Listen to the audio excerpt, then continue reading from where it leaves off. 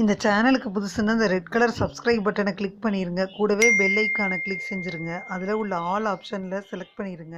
சரி வாங்க இப்போ வீடியோக்குள்ளே போகலாம். ஹாய் ஃப்ரெண்ட்ஸ், நான் உங்கள் கிசான் ஜெனரல். இன்றைக்கி இந்த பதிவில் அமெரிக்க அதிபராக டொனால்ட் ட்ரம்ப் 47வது அதிபராக பங்கேற்றது எல்லாத்துக்கும் தெரியும்.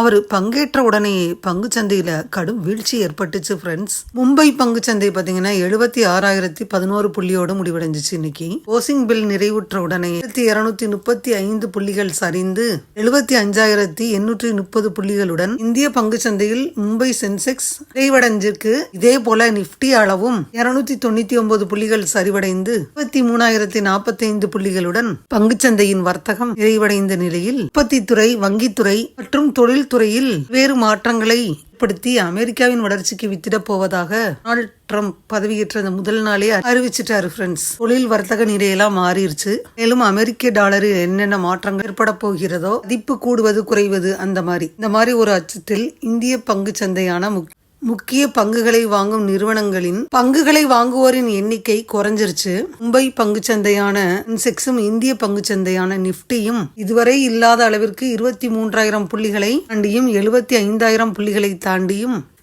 சென்செக்ஸ் பங்குச்சந்தையில் வர்த்தகமாகிக் கொண்டிருக்கிறது. அமெரிக்க அதிபராக டொனால்ட் ட்ரம்ப் பங்கேற்ற இந்த நிலையில் சர்வதேச அளவில் வர்த்தக ரீதியாக பெரிய மாற்றங்கள் மற்றும் பாதிப்புகள் ஏற்படக்கூடும் என்று அமெரிக்க சந்தையை நோக்கி உலக அளவிலான பொருளாதாரம் கட்டமைக்கப்பட்டுள்ள சூழ்நிலையில் வங்கித்துறை, தொழில்துறை, வாகன உற்பத்தி தொகை போன்ற பல்வேறு துறைகளில் மாற்றங்களும் வரி விதிப்புகளும் வேறு விதமான சிக்கல் இருக்கக்கூடிய சூழ்நிலை உருவாகி இருக்கிறது என்பதுதான் உண்மை. ட்ரம்ப் பதவியேற்றதால் இந்திய பங்குச்சந்தையிலும் வீழ்ச்சி உருவாகி உள்ளது. இதனால முதலீட்டாளர்களுக்கு 5 லட்சம் முதல் 8 லட்சம் கோடி வரை இழப்பு ஏற்பட்டுள்ளது என்ற தகவல் வெளியாகி இருக்கிறது. நேற்று சென்செக்ஸ் 77,000 புள்ளிகள், நிப்டி 23,000 புள்ளிகள் இந்த நிலையில் பங்குச்சந்தை முடிவுற்றது.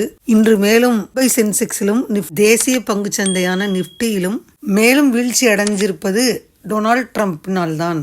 டொனால்ட் ட்ரம்ப் பதவியேற்றதும் அமெரிக்க அதிபராக பதவியேற்றதும் இந்த குறியீட்டில் குறிப்பிட்ட அளவு கடுமையான வீழ்ச்சியை சந்திச்சிருக்கு. முதலீட்டாளர்கள் மேலும் பொருளாதார நிபுணர்கள் கணித்திருக்கிறார்கள் ஃப்ரெண்ட்ஸ்.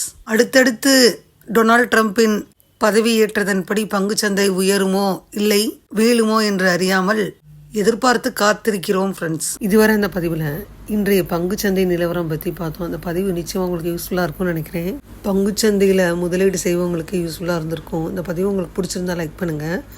மறக்காமல் கிசான் ஜெனரல் சேனலை சப்ஸ்கிரைப் பண்ணுங்கள். கூடவே இந்த பெல்லைக்கான ப்ரெஸ் பண்ணுங்கள். அப்போ தான் நான் வீடியோ போட்ட உடனே உங்களுக்கு நோட்டிஃபிகேஷன் வரும். தேங்க்யூ ஃபார் வாட்சிங். Thank you friends. பாய். அடுத்த வீடியோவில் பார்ப்போம்.